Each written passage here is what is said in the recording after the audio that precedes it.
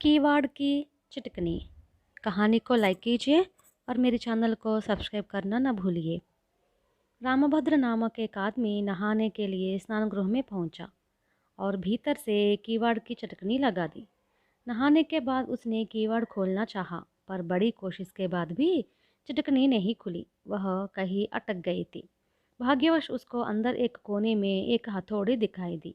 उसने हथौड़ी से चिटकनी पर दे मारा, तब वह खुल गई। स्नानघर से बाहर आकर रामभद्र ने अपनी पत्नी और बच्चों से कहा, सुनो, हमारे गुसलखाने की चिटकनी अटक जाती है। बंद करना तो बनता है, पर खोलने में दिक्कत होती है। इस घर में सबसे ताकतवर मैं ही हूँ। हथौड़ी का उपयोग करने पर भी चिटकनी को खोलना मेरे लिए मुश्किल हो गया। तुम लोगों की बात ही क्या, इसलिए उसकी मरम्मत होने तक तुम लोग किवाड़ की चिटकनी मत लगाया करो।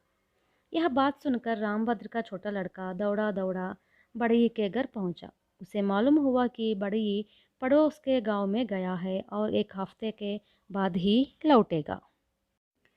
आदत को बदलना आसान थोड़े ही होता है। रामभद्र के बड़े लड़के ने भूल से स्नानगृह की चिटकनी चढ़ा दी। उसे खोलने में उसे आधा घंटा जोर लगाना पड़ा। उसके बदन से पसीना छूटा। तब फिर दोबारा उसने चिटकनी चढ़ाए बिना ही स्नान कर लिया। उस दिन से परिवार के सारे चिटकनी के बारे में सावधान रहने लगे। इस घटना के 4 दिन बाद रामभद्र के घर पर कृष्णचंद नामक एक रिश्तेदार आया। वह पतला और कमज़ोर था। घर में कदम रखते ही उसने कहा, बाहर बड़ी कड़ी धूप है, सारे बदन में पसीना छूट रहा है। सबसे पहले नहा लेना चाहिए, तभी थकावट दूर होगी। कहते हुए कृष्णचंद सीधे स्नानघर में घुस गया। इसके तुरंत पश्चात किवाड़ पर चिटकनी चढ़ाने की आवाज़ सुनाई दी। इस आवाज़ को सुनकर रामभद्र घबरा गया। अपने रिश्तेदार को गुसलखाने की चिटकनी न लगाने की सूचना वह न दे सका था। अब वह अगर स्नानगृह से बाहर न निकला तो किवाड़ तोड़ने की नौबत आएगी। जो भी हो, हथौड़ी तो गुसलखाने में है, इसलिए कृष्णचंद को अभी से सावधान कर दे तो अच्छा। रामभद्र ने कहा।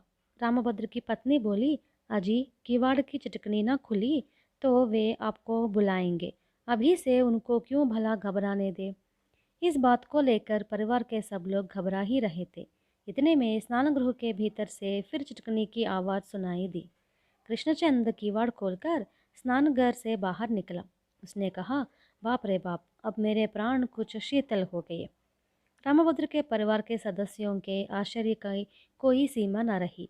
सभी कृष्णचंद्र की ओर बड़े विस्मय से देखने लगे। तब उसने पूछा, भाई, बात क्या है?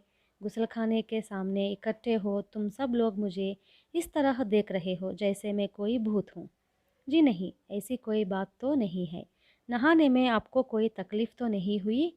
रामभद्र ने कुछ संकोच करते हुए पूछा। कृष्णचंद ने आश्चर्य से पूछा, यह भी खूब। लोग यात्रा की तकलीफ़ों के बारे में पूछते हैं, तुम स्नान की मुसीबत के बारे में पूछ रहे हो। मेरी समझ में नहीं आता, स्नान करने में भला क्या मुसीबत हो सकती है। यह प्रश्न सुनकर रामभद्र अपनी गलती समझकर चुप बैठ गया। उसने मन ही मन सोचा कि शायद कीवाड़ की चटकनी अपने आप ठीक हो गई हो। उस दिन रात को रामभद्र ने स्नान करते समय किवाड़ पर चिटकनी चढ़ा दी, लेकिन उसे खोलने में उसे बहुत परेशान होना पड़ा। कृष्णचंद ने गुसलखाने के पास जाकर पूछा, अरे रामभद्र, भीतर हथौड़ा चलाने की यह आवाज़ कैसी? आखिर अंदर तुम क्या कर रहे हो? रामभद्र बड़ी मुश्किल से किवाड़ खोलकर स्नानगृह से बाहर आया और बोला, स्नानघर के किवाड़ की चिटकनी बिगड़ गई है। उसकी मरम्मत करने के लिए बड़ी ही गांव में नहीं है। चिटकनी खोलना मुश्किल मानकर उसे चढ़ाए बिना ही हम लोग इधर कुछ दिनों से स्नान कर रहे हैं। इधर 4 दिनों से आप दोपहर को चिटकनी लगाकर खोल रहे हैं।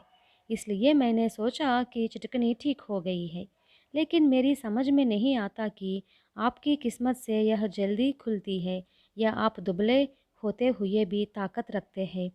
चिटकनी खोलना मेरे लिए अब भी बहुत मुश्किल ही मालूम हो रहा है। ओह, यह बात है। कहते हुए कृष्णचंद ठहाके मार कर हंसने लगा। आप हंस क्यों रहे हैं? आखिर कारण तो बता दीजिए, रामभद्र ने पूछा।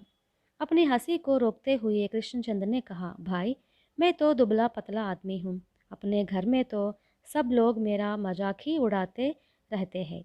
हमारे यहाँ के स्नान गृह की चिकनी भी आड़ गई है। परिवार के बाकी सब लोग तो उसे बड़ी आसानी से खोल लेते हैं। मेरे लिए वह टेढ़ी खीर है। मैं मारे डर के चिटकनी चढ़ाए बिना उसके चढ़ाने जैसी आवाज़ मात्र कर देता हूँ, ताकि सब लोग मेरी असमर्थता की खिल्ली ना उड़ाए। मेरे लिए अब यही आदत सी हो गई। आज दोपहर को मैं भी ऐसा ही किया, कहते हुए कृष्णचंद पुनः हंसने लगा।